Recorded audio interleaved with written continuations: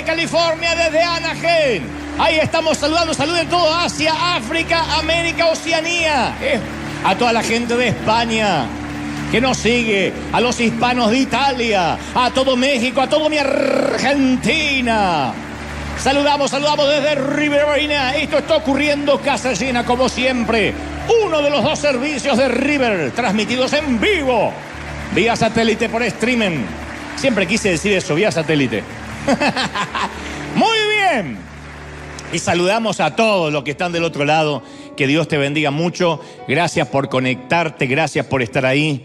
Gracias siempre, como digo, siempre por ser tan fiel. Tuvimos un servicio extraordinario de este lado, pero ahora, bueno, el servicio continúa acá. Ayúdame, Michael, por supuesto, siempre con la traducción. Muy bien.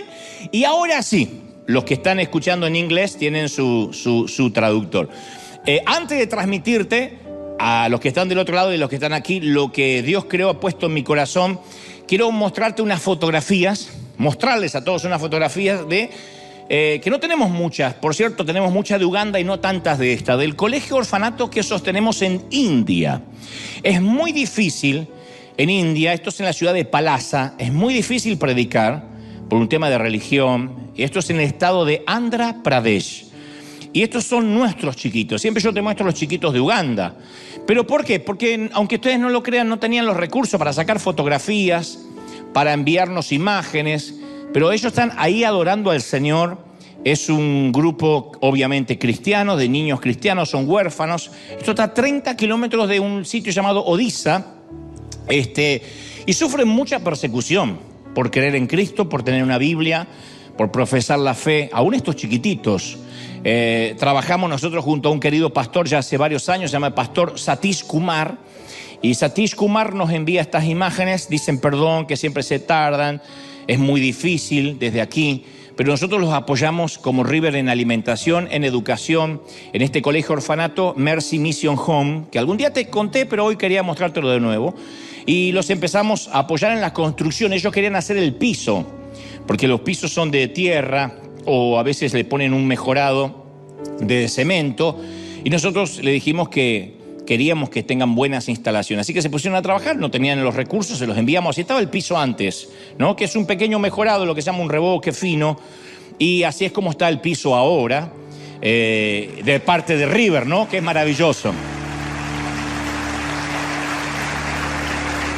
Ellos están re felices, se sacaron la foto especialmente para nosotros. Así que recuerden también que no solo tenemos chiquititos hijitos en África, en Uganda, en Mijanga, sino que también los tenemos aquí en India. Y es maravilloso. Ya les enviamos las camisetas de River, por supuesto, porque nos gusta a nosotros también verlos de tanto en tanto con las camisetas de River. Pero nosotros también fuimos parte de estos uniformes, de lo que ellos están haciendo. Todos perdieron a su papi, a su mami, y nosotros somos sus papás, ellos lo saben. Nos mandan siempre saludos en su idioma, y quería mostrártelo no solo aquí, sino al mundo, porque esta es tu semilla, tu ofrenda. Y cada vez que nosotros no abrimos, está mal dicho, que apoyamos un orfanato que ya está abierto, con pocos recursos, sentimos que somos los brazos del Señor, que estamos haciendo lo que la iglesia debería siempre hacer. Así que gracias por sembrar, gracias por tu semilla, gracias por ser tan fieles. Gracias. ¿Estamos listos? Di conmigo, estoy listo. ¡Ah, qué lindo! Muy bien. En una madrugada si no me equivoco, fue un viernes, 1 de enero de 1982. Viernes 1 de enero de 1982, Kevin Tunnell, de 17 años, cometió el mayor error de su vida. 17 años, estaba conduciendo un automóvil, pero había terminado una fiesta de Año Nuevo, estaba muy ebrio, estaba alcoholizado. Los amigos le dijeron que no maneje, no conduzca así. Y él dijo lo que cualquier muchacho de esa edad suele decir: no me va a pasar nada. Pero salió, perdió el control del volante y se estrelló contra otro automóvil compacto, matando de manera instantánea a Susan Herzog, una muchacha de 18 años que manejaba en el sentido contrario. Entonces la fuerza del impacto le fracturó el cráneo a la muchacha, le rompió el cuello, le rompió ambas piernas y ambos brazos, murió al instante. Después que Kevin Tunnell se declaró culpable de homicidio involuntario, fue condenado a 3 años en libertad condicional y a 1 año de servicio a la comunidad. Pero los padres de Susan, de la víctima, no sentían que era suficiente castigo y lo demandaron en un tribunal civil por angustia emocional y ganaron la suma de 1.5 millones de dólares, $1,5 millones, que obviamente el muchacho no tenía ni su familia tampoco. Entonces, de manera inesperada, que esto lo pueden googlear, están en internet, han salido documentales, incluso en Netflix, de manera inesperada los padres de Susan decidieron conformarse de, en vez de $1,5 millones, con $936. Dijo, está bien. La negociación fue, en vez de $1,5 millones, $936, con una condición, que Kevin envíe un cheque de $1 cada viernes a nombre de Susan Herzog, la víctima, todos los viernes, insisto, durante los próximos 18 años, uno por cada año que Susan había estado viva. $1 todos los viernes durante 18 años. La restitución semanal continuó hasta el año 2000.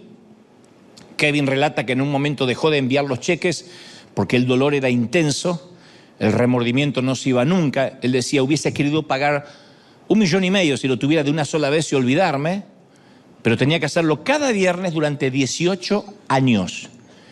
Kevin le ofreció en un momento 2 cajas de cheques completamente firmados, pagados hasta el año 2001, o sea, 1 año más de lo exigido. Le dijo, les quiero pagar todo, y ellos se negaron. Dijo, no es el dinero lo que buscamos, sino la penitencia. Y la madre le dijo al juez, queremos recibir un cheque cada viernes, a tiempo, o lo vamos a demandar por incumplimiento.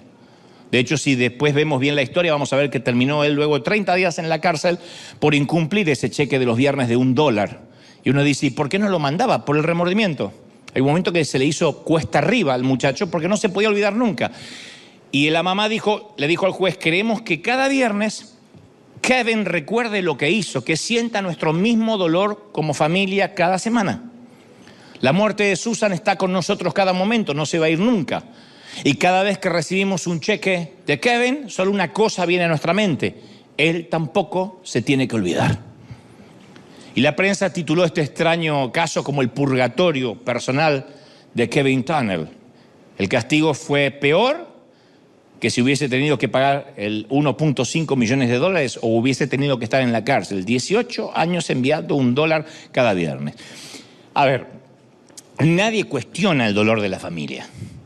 Pero a mí me preocupa algo. Mi pregunta es, ¿fueron suficientes 936 pagos?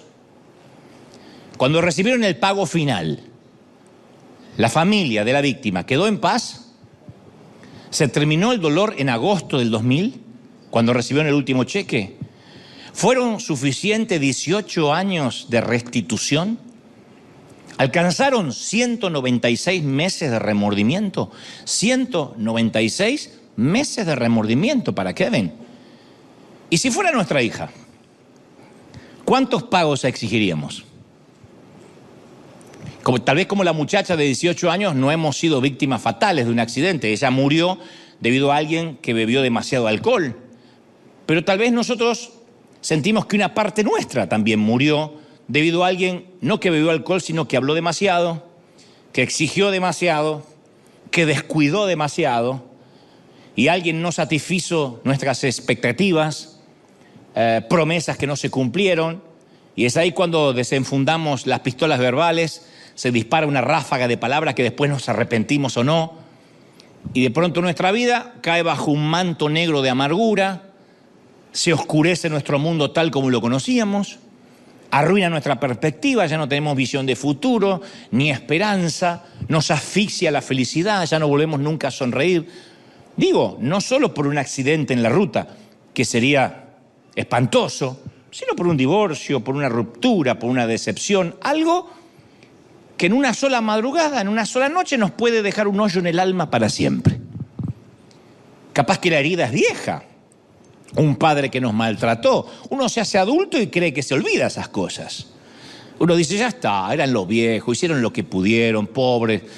ignorantes académicamente hablando, limitados, como en el caso de mi familia. Pero después de adultos se va dando cuenta de los rezagos que va llevando, el efecto inherente que eso tiene a través de los años.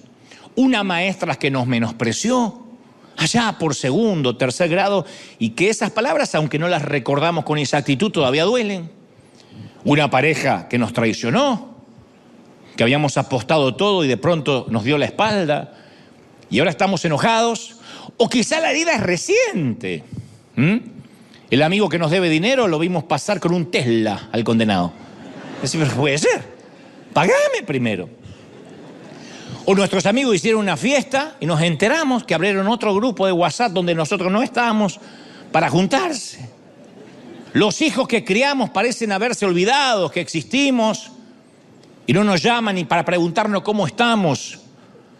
Y una parte de nosotros está quebrantada, la otra está amargada. Una parte nuestra quiere llorar, la otra quiere pelear. Como le pasó a los padres de esta víctima. Una parte está dolida y otra parte está enojada. Es el fuego de la ira que arde, que consume, y las llamaradas empiezan a lamer esa caldera humeante de la venganza. No se la va a llevar tan fácil. Entonces uno tiene que en la vida, todos llegamos al momento, al punto de inflexión en la vida, donde tenemos que tomar una decisión. ¿Apago el fuego o lo avivo?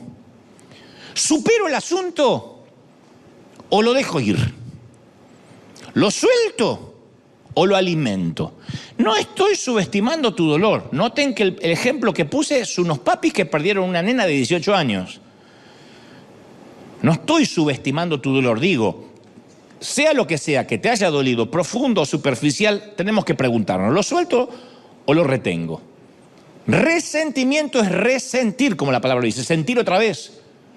Es permitir que el dolor que todos tenemos se convierta en odio. Resentimiento es atizar, alimentar, aventar el fuego. Es la decisión, cuando alguien tiene resentimiento, es la decisión deliberada de alguien de alimentar la ofensa hasta convertirlo en un rencor negro, peludo, gruñón, maloliente, pútrido, espantoso, que apesta. Ese es el resentimiento. Rencor es una de las palabras que se autodefinen. Rencor empieza con rencor, con un gruñido. No es una palabra dulce, empieza con un gruñido. Los rencorosos y los animales se parecen mucho. Los animales furiosos y los rencorosos se parecen mucho. Los animales rabiosos, porque ambos son irritables, ambos son explosivos, rabiosos, iracundos, furibundos. Y estamos con, como decían nuestras madres, con la sangre en el ojo. Y cuando alguien tiene rencor, no basta con acusar. Cuando alguien tiene dolor, coraje, dicen en algunos países, bronca, se lanza calumnias, se asignan apodos, se cierran los círculos, se levantan muros, paredes, se crean enemigos. Y hasta algunos con dolor escriben: cambiaste una Ferrari por un Twingo. Cambiaste un Rolex por un Casio. Esto para que te mortifique, mastique y trague y mastique. De dolor, de bronca, ¿no? El resentimiento es la cocaína de las emociones. Pero al igual que la cocaína, el resentimiento, el dolor, exige dosis cada vez más fuertes, más grandes. Yo creo que hay un punto peligroso en el que el enojo deja de ser una emoción y se convierte en una fuerza impulsora. Puede ser una emoción, vamos a hablar de eso en un ratito. Una emoción que nos fue regalada por Dios, el enojo. Pero cuando es la fuerza lo que te hace levantar, nos hace levantar un lunes por la mañana, lo que nos hace dar o nos da una razón de vida, eso es lo peligroso. Porque una persona que se aboca a la venganza, que se aboca a que el otro pague, se va alejando cada vez más de la posibilidad de perdonar, de condonar, de dar gracia. Eso explica por qué los amargados se viven quejando. Se quejan porque están amargados. Eso ayuda a explicar la existencia de los haters, de los odiadores en las redes. Ustedes dicen, ¿por qué de cada post que se sube siempre hay odiadores? Porque estos grupos de odio se alimentan su enojo mutuamente, lo necesitan. Y es por eso que los resentidos a veces parecen irrazonables. No resisten análisis, son adictos a la amargura. No quieren ceder su enojo, porque si lo hacen sería como ceder su razón para vivir. El amargado dice, si a mí me quitan la amargura, ¿qué hago todo el día? Me aburro. Quítale el fanatismo al racista y al xenófobo. ¿Qué le queda? Nada. Si vive de eso, vive del racismo. Remuévele el resentimiento al legalista, que vive mirando cómo es la vida del otro, controlando si el otro peca, cómo se viste. Muévele el resentimiento y la vida le queda vacía. Le quitas el mirar perfiles ajenos y no sabe qué hacer. Y la cocaína puede matar al adicto y la ira también puede matar al airado. Los científicos han comprobado que existe una relación muy directa entre la ira crónica, el que vive amargado y vive enojado, con el colesterol alto, con las arritmias, con los problemas cardíacos, con la presión alta, con otros males mortales y otros que no son tan mortales como la hemorroides. Ustedes dirán, ¿y qué tiene que ver? Viene muchas veces, casi la mayoría de las veces, por amarguras, las úlceras. Los reflujos en el estómago. Todo viene por las amarguras, o la mayoría. Y también nos mata emocionalmente, porque eleva los niveles de ansiedad y nos puede llevar a la depresión. La amargura puede hacer que nos quiera salir debajo de la manta. Y obviamente resulta espiritualmente fatal. Produce sequía, nos aleja de Dios, nos mata el alma. El odio es un perro rabioso que se vuelve contra su dueño. La amargura es un lazo que atrapa al propio cazador. Ahora, ¿todos sufrimos heridas? Todos, señores, todos. Mentira que el que es pastor no sufre heridas, que el que sirve a Dios no sufre heridas. No, lo que hay que decidir es, ¿cuántos pagos voy a pedir por la herida? ¿Cuántos cheques voy a exigir? Está bien, convengamos, tal vez no le pedimos al ofensor que gire cheques de $1 semanal, pero tenemos otra manera de resolver cuentas. El silencio, por ejemplo, método popular, el silencio, no le hablo nunca más. Es más, antes de bloquearlo le clavo el visto 3 semanas, para que sepa que estoy molesto. Tomar distancia también es eficaz. Si lo veo, me voy para el otro lado. Hay quien está, ay, mira, y me voy para el otro lado para no enfrentar. La queja, tercera herramienta de venganza que han usado mucho nuestros padres. ¡Ay, te acordaste que tenés madre! Por fin recuerdas que tienes amigos, te acordaste de los pobres. El saludo de mi papá era, ¿te dignaste a llamar? Pero si te llamé ayer, por eso. ¿Te dignaste a llamar de vuelta? Sí, la culpa la tenía yo. Y es asombroso lo creativo que podemos hacer para desquitarnos. Si puedo estropearte la tarde, arruinarte el día, ensombrecer tu semana, me siento feliz porque hice algo de justicia. Así piensa el amargado. Pero solo por ahora. Hasta que vuelva a pensar en ti. Hasta que hagas algo que me recuerde lo que me hiciste y entonces exigiré otro cheque. No te voy a permitir que sanes antes que yo. Mientras yo sufra, tú vas a sufrir. Mientras me duela, a ti te va a doler. Esto dijo la familia de la víctima. Mientras que a nosotros nos duela, a él le va a doler. Claro, no pudieron exigir más que 18 años de pagos. Me hiciste daño y mientras yo sangre, voy a hacerte sentir mal. Y el efecto adormece la herida, de modo que aumentamos la dosis. Entonces avergonzamos, ridiculizamos, adjetivamos, denigramos al otro. Y drogados por el enojo, más drogados por el enojo, los papeles se invierten. Hay un momento que dejamos de ser víctimas y nos transformamos en vengadores, en justicieros, y nos hace sentir bien. ¿Y luego qué hacemos? Algo peor, estigmatizamos. Ponemos a todos en la misma bolsa, etiquetamos. Todos los hombres son infieles y machistas. No, mi marido es fiel, es un infiel en pausa. No se le dio la oportunidad. ¿Por qué todos son iguales? Todos los pastores están detrás del dinero. Todos, lo único que le importa es el dinero. No, mi pastor no todos. Ya va a mostrarle el hacha. Todas las mujeres hacen problemas por babosadas. Mi mujer no, ya te lo va a hacer. Estigmatizar. Entonces, ¿cómo rompemos el ciclo? ¿Cuántos pagos hay que exigir para sanarnos? Todos dedicamos parte de nuestro tiempo de la vida a cobrar, no me digan que no. Todos cobramos. ¿Alguien te debe algo? ¿Una excusa? Me hizo tal cosa, ni siquiera me explicó, ni siquiera dijo perdón. Bueno, te deben una excusa. ¿Sientes que te deben? ¿Una segunda oportunidad? ¿Una explicación? ¿No te deben tus padres una niñez mejor, una niñez más tranquila? Que el fulano al menos te haya dado las gracias. Nuestros padres nos debieron dar más afecto, debieron cuidarme más. Nuestros hijos deberían ser más agradecidos. Mi marido debería ser más sensible. Mi pastor debería saludar uno por uno y demostrar humildad al final del servicio en vez de saludar así e irse como Mickey. Son cosas que por ahí lo estás pensando.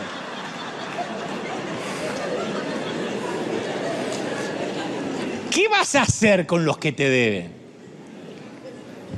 Hay gente en el pasado que metió las manos en tu cartera y sacó lo que era tuyo. ¿Qué vas a hacer?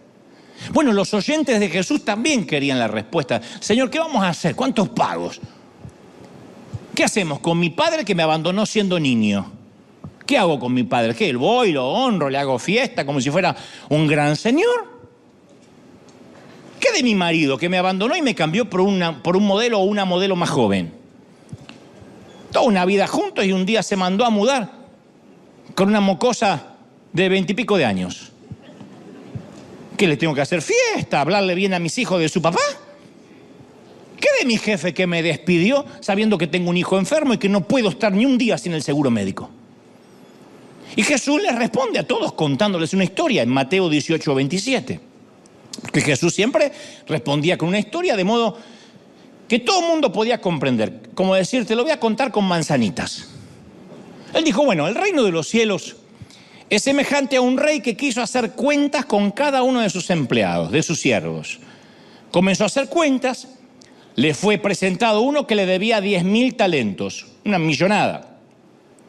A este, como no le podía pagar, ordenó venderlo a él, a sus hijos, todo lo que tenía, a su mujer, para que le paguen la deuda. Vendan como esclavo a toda su familia hasta que me pague. Y aquí aquel siervo postrado, dice la historia, le suplicaba, no me vendan. No me vendan a mi esposa ni a mis hijos, por favor, ten paciencia conmigo. Yo te lo voy a pagar todo.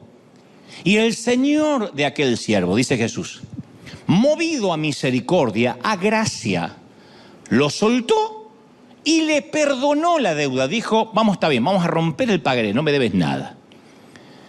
Este siervo tenía un problema serio en la historia de Jesús. Había acumulado una deuda de millones de dólares. Se podía pagar, no sé, $1.000 al día y le hubiese tardado 30 años. Imposible, porque primero no ganaba $1.000 diarios, no. Segundo, porque no podía esperarlo el jefe o el rey 30 años. Entonces su deuda era demasiado grande para sus posibilidades de pago. Y lo mismo ocurrió con nosotros. Por eso Jesús dice, el reino de los cielos es semejante a esta historia. Porque nuestra deuda de pecado fue más grande que nuestra capacidad para poder pagarla. No hay caminatas a la Virgen, no hay rezos, rosarios, pastores que te oren, rabinos, curas, que puedan hacer que paguemos el pecado. Entonces, cuando nos encontramos con Jesús, no necesitamos un salario ni un aumento, necesitamos una herencia. No necesitamos aprender a nadar, necesitamos un salvavidas. Y nuestro maestro llega y nos perdona una deuda incalculable.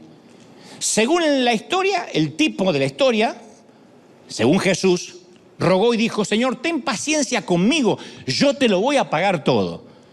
O sea que el rey le perdone la deuda, ni se le cruzó por la mente. ¿Cómo un rey le va a perdonar semejante deuda? Lo único que le dijo, dame tiempo, dame tiempo. Pero aun cuando ni siquiera suplicó gracia, la recibió. El tipo de la historia sale del salón del trono como un hombre libre de deudas. Pero en el fondo no lo terminó de creer, porque la historia de Jesús continúa. Ese empleadito, ese siervo al que se le perdonó la deuda, sale y halla a alguno de sus consiervos. O sea, él también tenía sus pequeños empleados. El rey le perdonó una gran deuda a él, pero él también era el patrón de alguien. Y este empleadito de él le debía 100 denarios, 3 pesos. Y este desgraciado lo ahorcaba diciendo, págame lo que me debes. Entonces su consiervo, postrándose, le rogaba diciendo, lo mismo que hizo él hace un ratito con el rey: por favor, ten paciencia conmigo, te lo voy a pagar todo. Mas él no quiso, el condenado. Se fue, lo echó en la cárcel hasta que pagara la deuda. Uno escucha esta historia y le hierve la sangre. Algo anda mal en esta historia. ¿Así se comporta un tipo al que le acaban de perdonar millones? ¿Ahogar a una persona que le debe unos pocos pesos? ¿Son esas las palabras de un hombre que lo acaban de declarar libre de deuda? ¡Págame lo que me debes! Exige que pongan a su deudor en la cárcel hasta que le pague lo que le debe. ¡Qué bandido! ¡Qué tipo canalla! ¡Qué rastrero! Este sí merece que la profeta Paquita, la empoderadora, rata de dos patas, te estoy hablando a ti, aunque un bicho rastrero, aun siendo el más maldito, comparado contigo, se queda muy chiquito. Eso es para cantarle en el medio del corito de la historia, ¿o no? Porque no solo es mal agradecido, es irracional. ¿Cómo puede esperar que el hombre gane dinero estando preso? Te voy a meter preso hasta que me pague. ¿Y cómo hace dinero en la cárcel? Pero el odio no tiene sentido común. Jamás el odio tiene sentido común. Lo que sucedía es que este que lo ahorcaba al otro, en realidad todavía no se sentía perdonado del todo. De algún modo sentía el peso de la deuda, aunque el rey ya lo había perdonado. Odia a este hombre porque le recuerda su propia deuda. Eso se llama proyección, en términos más freudianos. Se llama proyectar en otro lo que todavía no resolví en mi interior. Por eso digo siempre, lo que más nos molesta de la otra persona es lo que más nos refleja a nosotros. Ese es el sentimiento que mueve al legalista y al fariseo, que no se sienten ellos perdonados. Entonces no pueden perdonar. En realidad el rey le perdonó su deuda, pero él nunca la aceptó de verdad. Nunca entendió la gracia del rey, si no sale y ahorca a otro. Sale agradecido de la vida diciendo, sí, ¿cómo no te voy a perdonar si me acaban de perdonar millones a mí? Ahora comprendo por qué el escritor a los hebreos dice, mirad, no sea que alguno deje de alcanzar la gracia de Dios, que brotando alguna raíz de amargura les estorbe y por ella sean contaminados. En Hebreos 12:15. Cuidado que la amargura no te robe la gracia. Por eso Pablo lo insta a Timoteo, a su hijo espiritual, y le dice, por la gracia que es en Cristo Jesús, esfuérzate en esa gracia. Segunda de Timoteo 2:1 dice, esfuérzate en la gracia. No le dice que se esfuerce en la oración, ni que se esfuerce en el estudio bíblico, ni en la benevolencia. Le dice, si pierdes algo que no sea la gracia. ¿Tu cónyuge rompe las promesas? Antes de responder, pregúntate, ¿cómo reacciona Dios cuando tú rompes las promesas que le haces a Dios cada bendito año? Te mintieron, y claro, el engaño duele. Pero antes de que contraiga los puños, ¿cómo respondió Dios cuando le mentiste tantas veces? Te olvidaron. Te dejaron atrás. El rechazo duele más incluso que la mentira. Pero antes de desquitarte, sé franco contigo mismo. ¿Alguna vez te olvidaste de Dios? ¿Cómo reacciona cuando lo descuidas? Cuando haces promesa del modo, Señor, voy a leer la Biblia todos los días, este año voy a orar todas las semanas, y después de 3-4 días estás haciendo maratones de Netflix y te porta un cuerno en la promesa que le hiciste a Dios. ¿Cómo reacciona Dios? Entonces la clave para perdonar a otros es dejar a priori de mirar lo que nos hicieron para mirar lo que Dios hizo por nosotros. Esa es la clave. Además, ¿qué otra alternativa tenemos? Odio. Pedir un cheque semanal. La alternativa no es atractiva. Mirá lo que ocurre cuando uno no perdona. La historia de Jesús continúa. Cuando Jesús ve que el hombre que acaba de perdonar millones está ahorcando a su empleadito, enojado, lo entregó a los verdugos, no a la cárcel, a los verdugos, hasta que pagase todo lo que debiera. Mateo 18:34. Los verdugos eran torturadores. Lo torturan hasta que pague todos los millones que debe, porque lo acabo de perdonar, y sale y está ahorcando al otro. Los que no perdonan siempre terminan en prisión. Prisiones de ira, de culpa, de depresión, No tiene Dios que meternos en la cárcel, ¿eh? Nos metemos solitos, nos fabricamos una prisión propia. Job 21:23 afirma, hay quienes llegan a la muerte llenos de vigor, felices, tranquilos. Otros viven amargados, dice Job, mueren sin haber probado la felicidad. Y eso pasa dentro de las iglesias, gente feliz, gente que hasta envejece dignamente, que hasta se ve linda de la manera que está envejeciendo. Y otros que tienen una amargura que los va encorvando físicamente, los va ensombreciendo. Y no hay cirugía, no hay estética, no hay cremas, no hay nada que pueda cambiar la cara de alguien que está amargado y resentido por dentro. ¿Y cómo comienza la amargura? Siempre es un detalle. No necesariamente nos matan una hija. Comienza como una rajadura en el parabrisas del automóvil. Que dicho sea de paso, yo recuerdo un auto que logré comprar en Buenos Aires, que logramos comprar hace mucho tiempo en Buenos Aires, que en Argentina, como nuestros queridos países, no es como aquí que uno va, dice, voy a comprar el pan y de paso traigo un auto. No es así. Allá hay que aplicar y te dice, este auto nos va a entrar, creo que si no es este año, el año que viene. Y uno va pagando y nunca ve el auto. Cuando te llega el auto no te acuerdas ni para qué lo querías, porque ya pasó tanto tiempo. Y me acuerdo que yo andaba con mi auto seminuevo, primero o segundo día que lo estaba estrenando, y un camión que transportaba grava, o sea, pequeñas piedritas, me sobrepasó a toda velocidad sobre la ruta, y una piedrita salta, ¡pac!, pega como un balazo en el parabrisas y hace una muesca, que con el tiempo se hizo una rajadura, y después se convirtió en una fisura. Y a las semanas el parabrisas era una telaraña de fragmentos. Cada vez que me subía me acordaba del baboso del camión. Nunca le vi la cara, jamás, pero yo te lo podía describir. Cada día le agregaba una cualidad extra. Digo, es un bruto, seguro que es un bruto, con panza cervecera.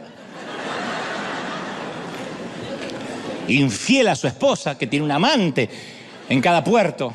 Un animal que cuando habla se come las S. Seguro se come las S. Que conduce escuchando cumbia. A todo lo que da. Y que en el Mundial quería que gane Francia. Y le iba agregando cosas. Cada vez que subía y veía mi parabrisas le agregaba cosas, pero baboso. No lo conocía y estaba amargado con el tipo. El odio nos amarga la perspectiva, nos rompe la espalda. La amargura es una carga demasiado pesada. Mi consejo siempre es, ya la vida es muy empinada como para agregarle amargura. El corazón siempre termina rompiéndose por el peso. La montaña de la vida es demasiado cuesta arriba como para agregarle en sí misma el odio sobre la espalda. ¿Cuál es la alternativa? Dejar el peso, dejarlo ir, perdonar. Y Dios jamás nos va a pedir que demos más gracia de la que nos dio Él. Nunca nos va a decir, perdona más de lo que yo te perdoné a ti. Jesús dijo en Mateo 6:12, porque si perdonas a los hombres sus ofensas, también os perdonará a vosotros vuestro Padre Celestial. Pero si no perdonan, si retienen las ofensas, también su Padre les va a retener sus pecados. Entonces Jesús no pregunta acerca de la realidad de nuestras heridas. No hay duda que nos van a ofender. Vive lo suficiente y te van a herir. ¿Cómo no te van a herir? Y quienes más pueden herirte son los que tienen el poder para herirte, los que están más cerca. El otro día leía por ahí en Instagram algo que decía, enamorarse es darle un poder al otro. El otro o la otra tiene un poder. Si tú estás mal, yo me angustio. Si tú te preocupas, yo me preocupo. ¿Qué es amar en realidad? Nunca usar ese poder. Nunca manipular. Tengo el poder para hacerte sentir mal y darte culpa, pero no voy a usar ese poder. Pero muchos usan ese poder. Líderes, pastores, cónyuges, hijos, padres, madres, que a través de la culpa nos quieren manipular. Y entonces uno va por la vida y se empieza a herir. Entonces Jesús no dice, te prometo una vida libre de dolor. Él habla del tratamiento de ese dolor. ¿Qué vamos a hacer con las deudas? ¿Qué vamos a hacer con las heridas? ¿Cuántos pagos vamos a exigir? No sé si te diste cuenta que en las películas los sicarios, que son los que matan a otro por encargo, viajan solos. Nunca un sicario anda con la familia. Chicos, Joel, Jonathan, Nabucodonosor, vengan, vamos a matar a alguien y venimos. Compran unos dulces, yo mato a alguien y vuelvo. No, siempre andan solos. ¿Por qué? Porque ¿quién quiere andar por ahí con un tipo que se gana la vida liquidando gente por encargo? ¿Quién quiere arriesgarse poniéndose a su lado? Yo he conocido a creyentes sicarios, llenos de resentimiento, llenos de rencor, que yo a veces digo, ay, espero nunca estar en su lista, espero que nunca esté en su... Y mejor dejarlo solo, reúnete con el sicario y podrías recibir una bala perdida. El ajuste de cuentas siempre es una ocupación que te deja solo. Y se paga un alto precio físico, ¿eh? La Biblia lo expresa mejor en Job 5:2, dice, al necio lo mata la ira. Al necio lo termina matando el enojo. Yo leía una historia de una mujer que llevaba colgado en su cuello una botellita y le pregunta a una amiga, ¿y eso qué es? Nitroglicerina. La próxima vez que mi suegra se me acerque e intente abrazarme, la nitroglicerina le va a explotar en la jeta. Había olvidado que a ella también le iba a explotar en el cuello. Entonces, cuando ajustamos cuenta, nosotros también salimos heridos. ¿Notaste que cuando describimos la persona que nos molestan decimos, ay, esta persona es un dolor de cabeza? ¡Y esta mujer es un dolor de cabeza! ¿De qué cabeza estamos hablando? ¿De la de él? ¿De la de ella? No. Porque el que anda por la vida lastimando a veces ni se da cuenta. Nosotros somos los que tenemos dolor de cabeza. Entonces, si somos sicarios, nunca vamos a descansar. Porque pensamos, ¿cuánta justicia es suficiente? Imagina por un momento a quien más te lastimó, a tu enemigo, tu ex, tu jefe, tu pastor. No, el otro, el que tenías antes. Míralo atado al poste para ser azotado. Y el verdugo, armado con un látigo, se vuelve hacia ti y pregunta, ¿cuántos latigazos? Y tú le dices la cantidad. El azote resuena, brota la sangre, salpica, el castigo se infligió. Y tu enemigo cae en tierra y te alejas. ¿Ahora estás feliz? ¿Te sientes mejor? ¿Estás en paz? Capaz que por un momento. Pero van a venir otros recuerdos y van a necesitar un nuevo flagelo. Y la pregunta es, ¿cuándo vas a parar? ¿Parará cuando tomes en serio las palabras de Jesús? Perdona nuestras deudas, como también nosotros perdonamos a nuestros deudores. A mí me ha tocado hablar con gente que está en pareja y sin embargo todo el tiempo en su boca tiene la expareja. Y yo digo, ¿para qué gastaron tanto en divorcio?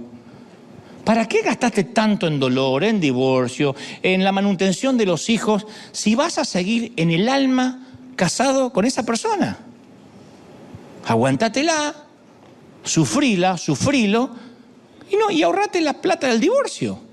Porque yo conozco gente que se divorciaron hace 20 años y viven hablando, no, lo que me hizo mi ex, pero yo quiero que pague y ahora sabe con quién está. Basta, que cambió el Rolex por un Casio. Ya está, déjalo que se vaya.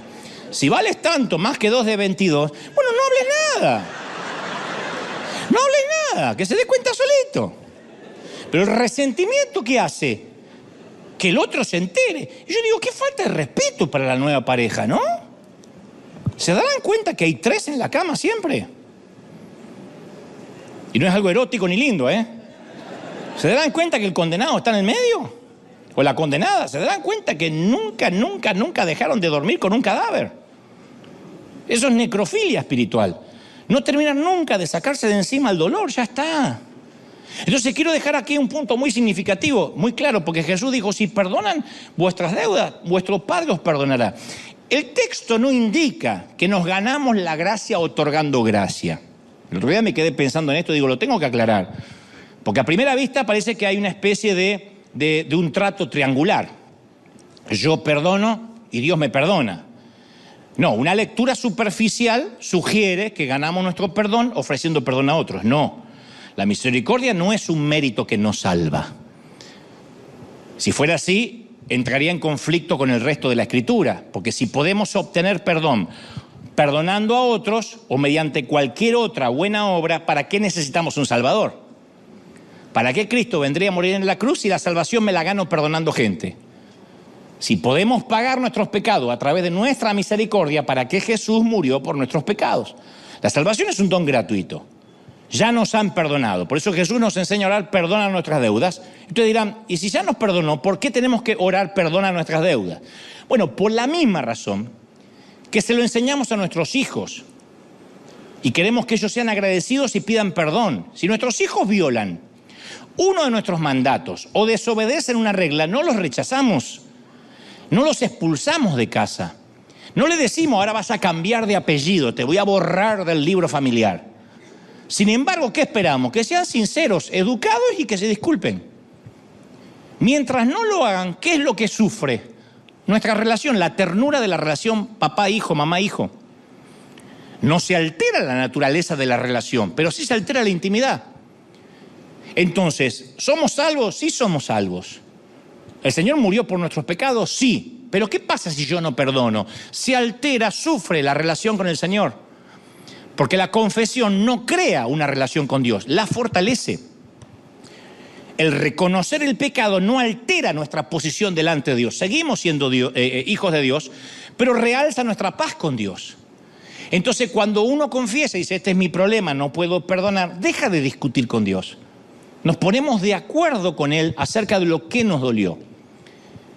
Entonces, si yo no confieso que algo me duele, eso me genera un desacuerdo con el Señor.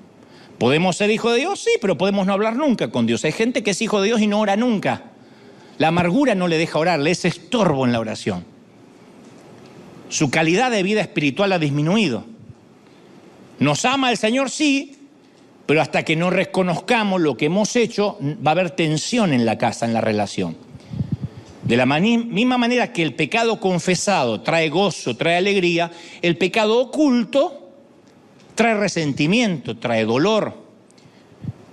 Cuando uno reconoce la que metió la pata, no hay nada más lindo para el otro otorgarte perdón. Como ese alumno que borronea toda la hoja y le dice al profesor, maestro, yo me salí de las líneas, como lo hemos hecho alguna vez en primero o segundo grado de la primaria. Me salí de las líneas, ¿puedo hacerlo de nuevo en una hoja limpia? Claro, dice el profesor. Y entonces el alumno recibe una segunda oportunidad. Pero luego el compañerito de ese alumno le pide una hoja, dice, yo también, ¿me prestas una hoja que no tengo? Y teniendo un montón, se la niega. ¡Pum! Cierra la carpeta. Tenía muchas, pero no le quiso prestar.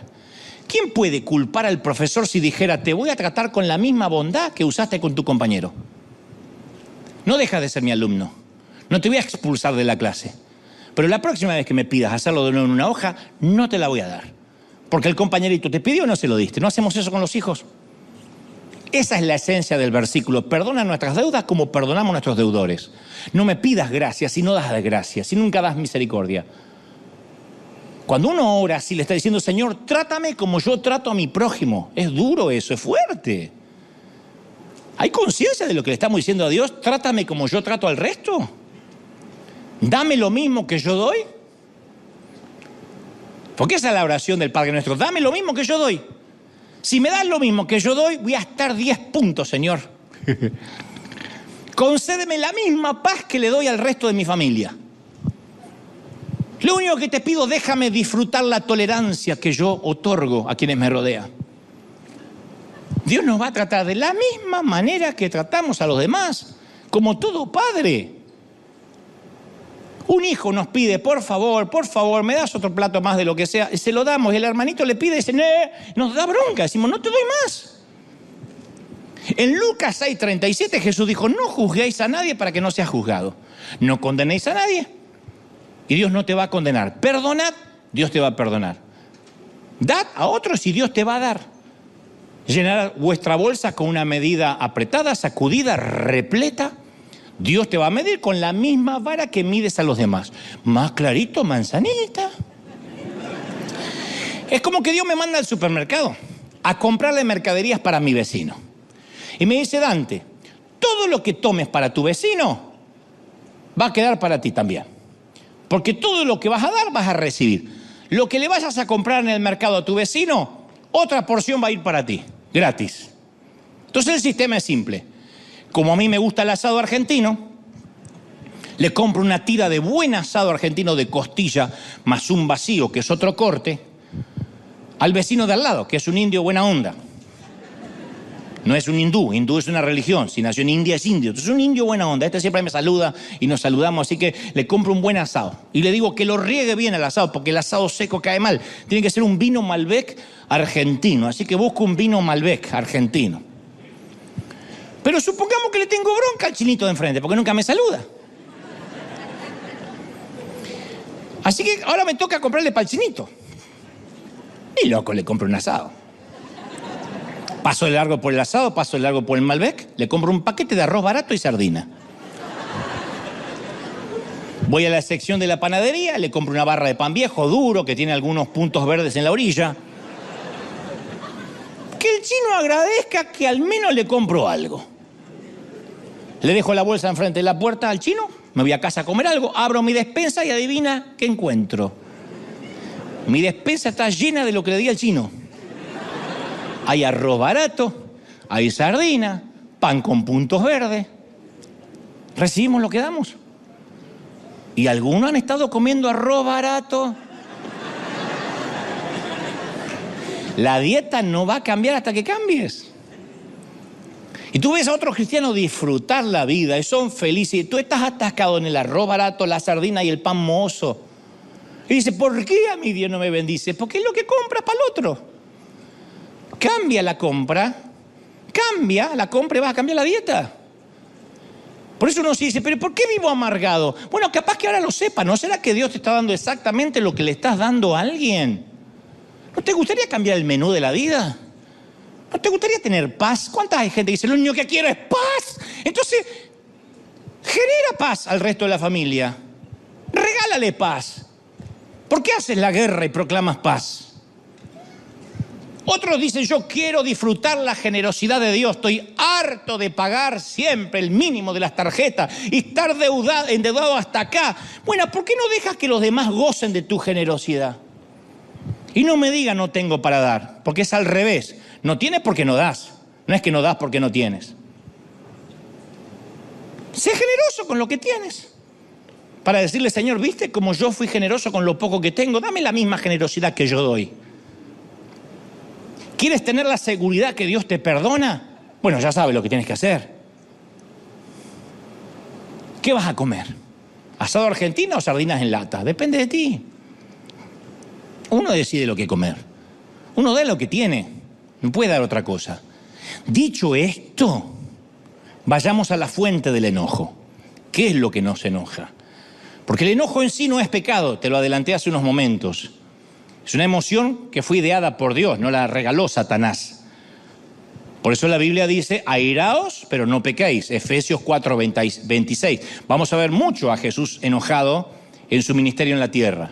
En un momento entró como una tromba al templo y dio vuelta a las mesas de los cambistas y los usureros. Estaba muy enojado. Y cuando le hablaba a los fariseos, hablaba muy enojado. O sea, el enojo no es un pecado, pero nos puede llevar a pecar. Puede que el enojo nunca nos lleve a derramar sangre, pero nos hace susceptibles, irritables, iracundos, nos pone a la defensiva. A mí me viene a la mente la primera vez que la palabra enojo aparece en la Biblia. Después va a aparecer de esta vez 400 veces más hasta el Apocalipsis. Pero esta es la primera vez que aparece, cuando están los dos hermanos, hijos de Adán y Eva, Caín y Abel. Como cualquier pareja de hermanos, tienen sus diferencias. Uno se parece a la vieja, otro se parece al viejo. A uno le interesa la agricultura, a otro la ganadería. Educados en la misma cultura, jugaron en las mismas colinas, jugaron con los mismos animales, adoraban al mismo Dios. Entonces, ¿por qué uno mató al otro? ¿Por qué Caín mató a Abel? ¿Por qué un asalto tan violento, tan hostil, tan iracundo? ¿Por qué Caín mató a Abel? Siempre me lo he preguntado. Génesis 4:5 dice, y Caín se enfureció, tan enojado que fue capaz de matar. Ustedes dirán, ¿quién puede enojarse y es capaz de matar? Visiten las cárceles y van a ver la cantidad de gente que tiene perpetua por 30 segundos de enojo. ¿Saben lo que es el enojo ciego? Eso. Yo a este lo ahorco, yo a esta la acogoto, yo le saco el oxígeno. Es un segundo donde no piensas nada y como se ve en las películas, después quedan transpirando al lado y no saben qué hicieron. qué lo enojó tanto a Caín? ¿Por qué se le fundió un fusible? Y el texto nos da la respuesta. Dice que miró Jehová a Abel y su ofrenda y le agradó, pero no miró con agrado a Caín y la ofrenda suya. Eso fue todo. Dios no lo dejó, no dejó de amarlo, no dejó de ser su padre, solo que le agradó la ofrenda de Abel y no le agradó la ofrenda de Caín. Como cualquier padre que le agrada como un hijo arregla el cuarto y como el otro es un tiradero, y a este le agrada y el otro no. Pero Caín se ensañó en gran manera y decayó su semblante. Génesis 4:4, se le cayó el semblante. Cuando uno se enoja, es como el dolor de pie. Te aprieta el zapato y es el único dolor, aparte de la amargura, que se refleja en la jeta. Siempre. Cuando ves a una mujer que está, o es estreñimiento de vientre, aguanta gases, o son los zapatos. Y si no hay ninguna de las tres cosas, es amargura. Entonces se le cae el semblante, se le cae el semblante. El enojo provino del rechazo, de lo que él pensó que era el rechazo de Dios. El enojo y el rechazo están en la misma oración. Dios le dice en su momento a Miriam, la hermana de Moisés, y a Aarón: yo tengo un trato especial con Moisés, ¿y a ustedes qué? Y a veces queremos, Dios nos tiene que tratar a todos iguales. No, yo soy Dios, y hay gente con la que Dios tiene un trato y un favor especial. ¿Y qué? Dios le paga al de la 1/10 hora lo mismo que el de la primera. ¿Quiénes somos nosotros para decir, pero por qué él? ¿Por qué José tiene una túnica de colores? Esta es otra de las historias que aparecen en la Biblia. Los hijos de Jacob fueron rechazados por su padre. Jacob mimaba a José y descuidó a los otros. ¿Cuál fue el resultado? Y viendo los hermanos de José que su padre amaba más a José que a sus hermanos, lo aborrecían y no podían hablarle pacíficamente. Se cortó el diálogo. Bueno, multiplica ese sentimiento por 1000 en un adolescente que ve que su padre lo abandona, en una esposa traicionada. Nos sentimos heridos, estamos enojados y nos acaloramos. El enojo es el mecanismo de defensa, la manera que tenemos para sobrevivir. Pero a veces del enojo se transforma en el odio y el resentimiento. El enojo está bien, pero cuando se transforma en pecado es el problema. Un adolescente oye la perorata de su mamá todos los días, porque su mamá es esas mamás que piden paz, pero nunca regalan paz. Ella es Putin. Vendría a ser la hija de Putin. Suena insulto, pero es la hija del presidente. Y ella todo el tiempo está invadiendo Ucrania, pero pide paz. Entonces lo agarra al hijo y siempre malas notas, y siempre llegas tarde a casa, y tu cuarto hecho un desastre. Nunca le dice algo positivo. Cada acusación es un golpe del pecho al chico, una y otra vez, hasta que en un momento el pibe, el muchacho, el chamaco, siente que entre su madre y él hay una grieta irreparable. Su primera reacción va a ser el silencio, acompañado de vergüenza. En algún momento él va a cruzar una línea. Es una técnica de supervivencia. El chico va a devolver los golpes y va a decir: te odio, odio vivir acá. Y entra en una rebeldía peor, no va a mejorar atacándolo. ¿Qué pasa con el inmigrante que casi no habla inglés, no tiene documento y tiene que salir a ganarse el pan todos los días para sostener su familia? ¿Cuántas veces se lo puede poner a prueba al tipo a causa de su acento, ignorándolo por su color de piel, antes de que intente golpear a alguien? El rechazo es inherente al enojo. Y si el rechazo de la gente nos hace sentir enojados, ¿cómo se sentirá sentirse o creerse que Dios nos rechazó? Eso pensó Caín: Dios me rechazó. No, lo que no le agradó es su ofrenda. Como hay un montón de cosas que no le agradan a Dios de nosotros, pero no lo rechazó a él. Entonces yo trato de recrear la escena del crimen. Caín y Abel fueron a adorar a Dios, posiblemente juntos. Cada uno llevó su ofrenda. Caín y Abel habían tenido las instrucciones de lo que Dios quería para la ofrenda. Abel presentó las mejores partes de los primogénitos de su rebaño, hizo en obediencia según lo que había escuchado.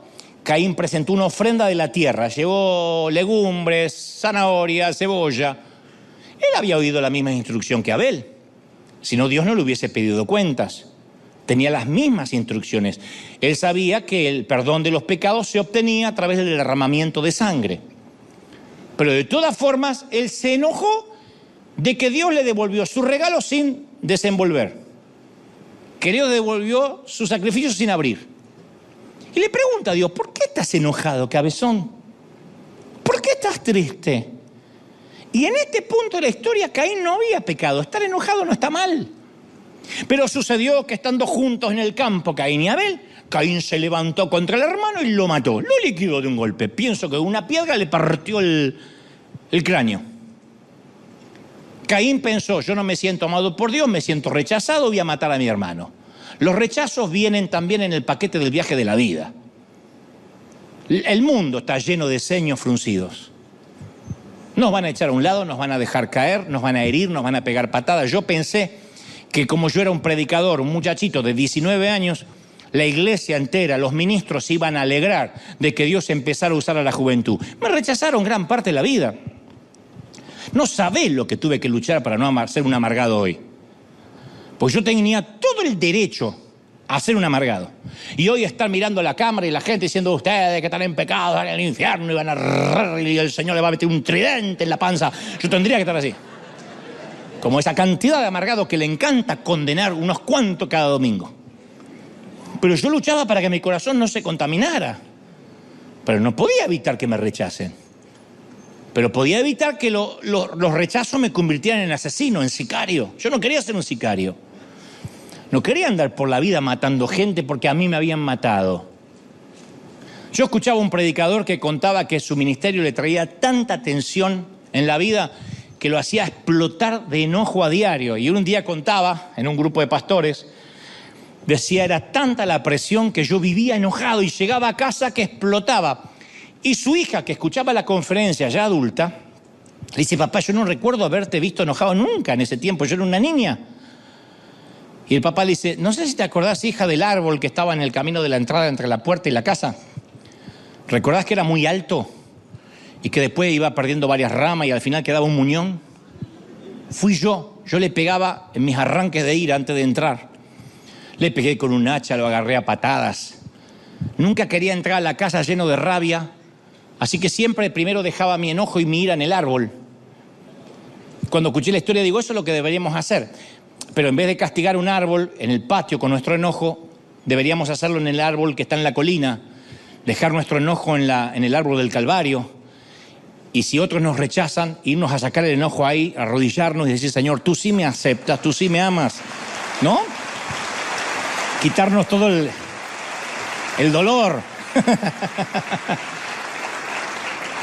Te voy a regalar 2 historias maravillosas antes de irnos. Son 2 de mis historias favoritas y son 2 buenas historias para terminar. Las primeras veces, hace muchos años, cuando yo hablaba del perdón, en un viejo mensaje que tenía que se llamaba Cristianos de Burbuja, que era a propósito de un niño que vivía dentro de una membrana plástica, de una burbuja de oxígeno, porque tenía enfermedades autoinmunes y no podía contaminarse con el oxígeno que todos respiramos, de manera que tenían que drenar para él, especialmente su microclima. Y él era el niño de la burbuja. Cuando yo era chico era muy conocido en la prensa. Finalmente luego falleció. Y yo tenía un mensaje que hablaba de estar dentro de una membrana plástica, tan cerca del Padre y tan lejos a la vez. Tan cerca de la bendición y a la vez tan distante. Una membrana a veces nos separa de las bendiciones de Dios. Y es el rencor. Entonces estas historias vienen bien para cerrar el mensaje de lo que creo Dios puso en mi corazón para hoy. Durante la Segunda Guerra Mundial, un soldado alemán se lanzó a un cráter de mortero fuera del camino y encontró a un enemigo herido. Estaba empapado en sangre y a minutos de la muerte. Y entonces, conmovido por la suerte del hombre, el alemán le ofreció agua y mediante esta pequeña bondad se formó un vínculo. Y el moribundo señaló el bolsillo de su camisa y el alemán sacó de ahí una billetera y ahí había unos retratos de familia. Y se los sostuvo así el alemán al herido para que este pudiera contemplar sus seres queridos por última vez. Y con las balas que pasaban silbando y los morteros y las bombas por sobre las cabezas, con toda la guerra rugiendo alrededor, estos 2 enemigos fueron por unos momentos camaradas. Pocos segundos, pero camaradas. ¿Qué ocurrió en ese cráter de mortero? ¿Cesó todo el mal? ¿Se arreglaron todas las ofensas? ¿Hubo una tregua en la guerra? No. Lo que ocurrió fue simplemente esto. Dos enemigos se vieron cada uno como humanos necesitados, porque eso es el perdón.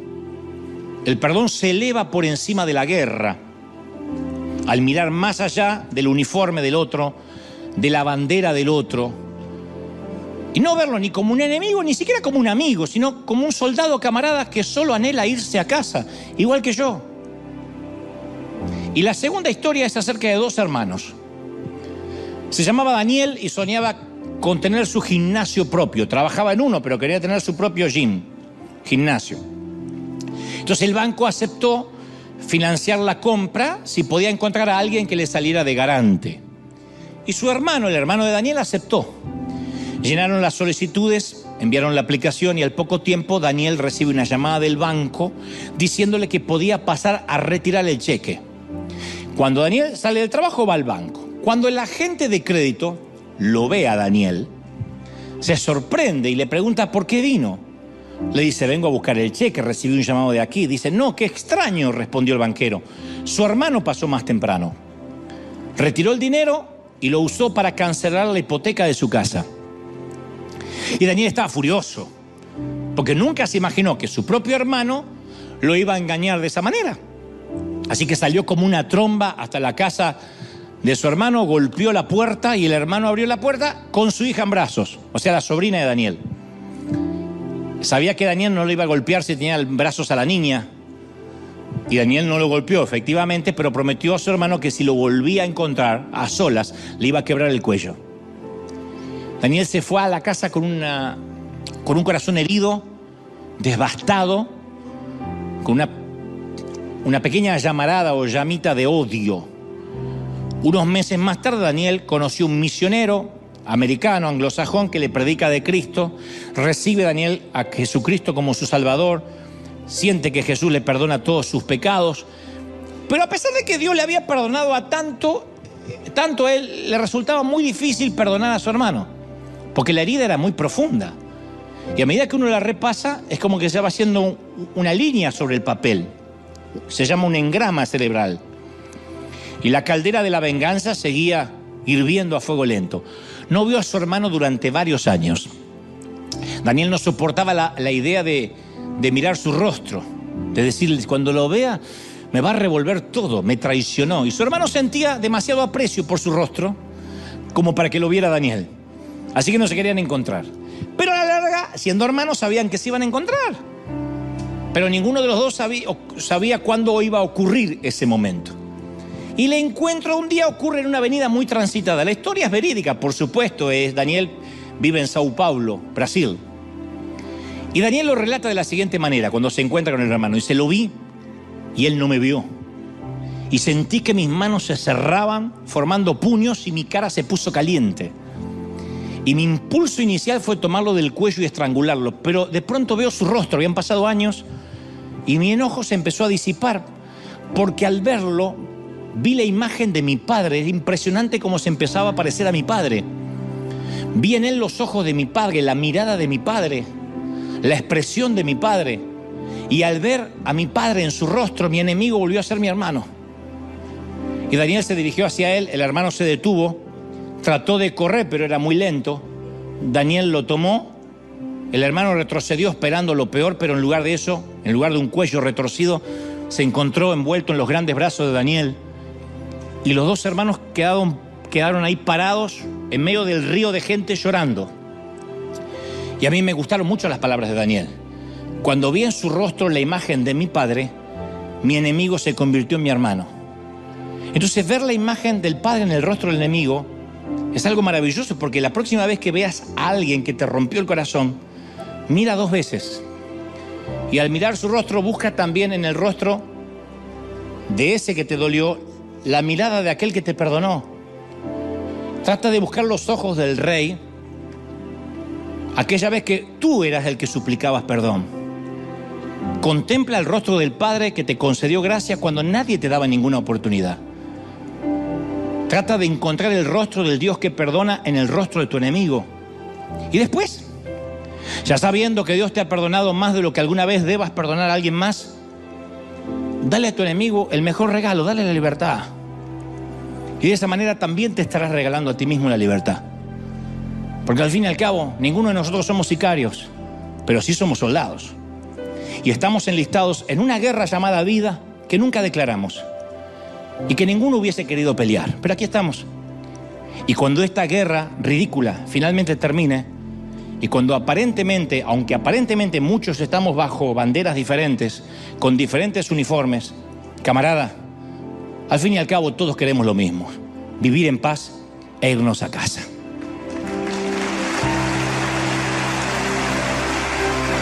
Vamos, soldados, vamos, batallón del ejército de Dios.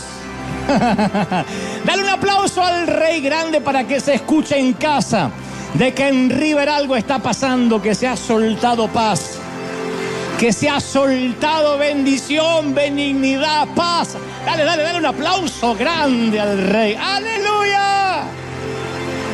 ¡Bendito eres!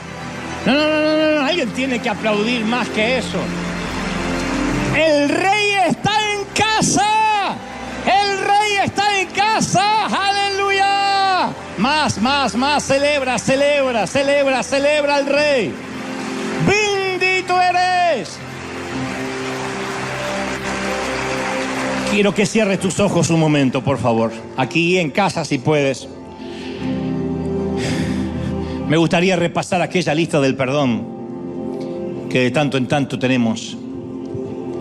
Yo te voy a ayudar porque estuve investigando y supe de algunas personas que te hirieron, algunos seres que dañaron tu sensibilidad y no puedes perdonar. Entonces yo te voy a hacer una pequeña lista del perdón para ayudarte y para que juntos hoy otorguemos la libertad a alguien. Abramos las puertas de las prisiones, pero no lo hacemos por ellos solamente, sino por nosotros. Son camaradas. Quiero que te metas en el mortero, en el cráter, de un mortero. Veas a tu enemigo, tiene otro uniforme, pelea bajo otra bandera, pero es un ser humano que se está yendo y quiere irse a casa con lo suyo, tiene hijos, tiene familia. Tienes que liberarlo hoy. Así que en primer lugar quiero que perdones a Dios el Padre. Escrituralmente Dios no necesita nuestro perdón, ya lo sé, Él es justo, Él es perfecto, pero a lo mejor como Caín sientes que Él te dejó caer. Eso es porque de este lado del sol no podemos entender por qué Dios lo permitió. No obstante, nos llenamos de amargura. Al no entender nos llena de amargura, perdemos el control. Y quiero que perdones a Dios por aquella vez que tú pediste oración para que Dios sanara a un ser querido y parece que Dios no intervino. Por aquella vez que en la sala de terapia del hospital rogaste por un milagro y el milagro no llegó. Y luego allí, junto al panteón, arrojando un puñado de tierra sobre el ataúd, le preguntabas al Señor: ¿por qué tú? ¿Por qué no te escuchó? Y a partir de ahí cerraste tu corazón hacia el Padre. Y cuando hoy escuchas que alguien dice: Dios sana, Dios trae libertad y sanidad, por su llaga fuimos sanados, tú desconfías, tú dices: no es tan así. No lo hizo conmigo cuando lo necesitaba. O tal vez has sentido que Él pudo haber intervenido cuando abusaban y eras un niño sin defenderte, y has cerrado tu corazón para Dios y has dicho: Señor, ya no confío en los hombres, no confío en nadie que se me acerque, todos quieren robarme algo de lo que yo soy. Pero todo eso nace con el haberse sentido que Dios te dejó caer, y ese crack en los huesos y en el alma te fracturó hasta la fecha, y vas por la vida con el espíritu amputado. Y como dijo alguien, no hay prótesis para eso. Tienes que dejarlo. Dile: Señor, aunque no entienda, aunque hay cosas que voy a entender allá en la eternidad, yo hoy quiero arreglar mi relación contigo. Se ha dañado nuestra intimidad. La ternura de nuestra relación se ha disipado. En segundo lugar, quiero que perdonemos a nuestros padres, sea que estén vivos, hayan muerto, los hayamos conocido o no. Algunos hicieron lo que podían, otros adrede nos lastimaron, pero aún así dile: Señor, yo los quiero dejar ir. Los dejas ir del corazón, del alma, los perdonas. No tratas de comprenderlo, deja de preguntar si corresponde honrarlos o no. Se trata de tu salud. Permite que la presión se nivele a lugares normales en tu corazón. Permite que el corazón vuelva a latir como debe. Suelta todo resentimiento contra los padres. Señor, pedimos la fuerza para poder perdonar a nuestros progenitores. Los soltamos. Algún maestro, algún profesor que nos marcó con unas palabras, vamos a perdonar también esta mañana. Perdona a un maestro, perdona a un líder, perdona a aquel pastor que no dispensó confianza, al hombre de Dios que tú tanto amabas y de pronto él te falló, como todo hombre te falló, o mujer. Dile: Señor, yo lo suelto. Ya no más. Ya no habrá más dolor, ya no más. Perdona a un cónyuge, a una expareja, a alguien que jugó con tus sentimientos, o así lo sientes, y de pronto tu corazón se derrumbó como castillo de naipes y hoy no puedes resarcirte y dices: se llevó una parte de mí. Vamos, libérate. Que sea la última vez que hablas de tu ex en términos de resentimiento. Suéltalo, suéltala, déjala ir, déjala que vuele. Déjalo, suéltalo. Dile: Señor, yo sé que este es propósito para que yo pueda ser libre. Soy soldado, no sicario, no he de matar a nadie por encargo. Vamos a perdonar a nuestros hijos por aquellas faltas de sensibilidad, por las veces que nos dan la espalda, por las veces que no demuestran ni nos regalan ese amor que nosotros le dimos, que no es proporcional a lo que invertimos en ello. Pero el Señor dice: no son tuyos, son prestados. Cuando eran niñitos te los tuve, te los di, pero ahora déjalos ir. Suéltalos. No reclames, no manipules, no escribas, no diga: acuérdate tu madre, ven a verme. Suéltalos ya. El amor no sirve cuando se reclama. Tiene que surgir, y suéltalos para que eso surja. Vamos a perdonar. Algún amigo que te traicionó, alguna amiga que contaste tus secretos más íntimos y ella salió a divulgarlo. Y dijiste: no confío más en nadie. Y empezaste a poner todas las mujeres en la misma bolsa. Dios dice: vamos a perdonar ahora. ¿No se sienten más livianos? Es mejor que pedir azotes o cheques semanales, ¿ves? Libérate, libérate. Vamos. Libérate de las traiciones, del dolor. Vamos a perdonar cada uno de los que nos rechazaron. Yo he hecho mi tarea. Yo he perdonado a líderes, a pastores, a gente que me dejó de hablar tan pronto Dios me empezó a bendecir. Porque no fue un error mío lo que los alejó, fue la túnica de colores que los alejó. En cuanto Dios puso una túnica sobre mí y dijo: amo a este hijo y le doy favor, muchos se alejaron y odiaron y no podían hablarme sino con desprecio, diciendo: esa túnica viene de Satanás, va a caer,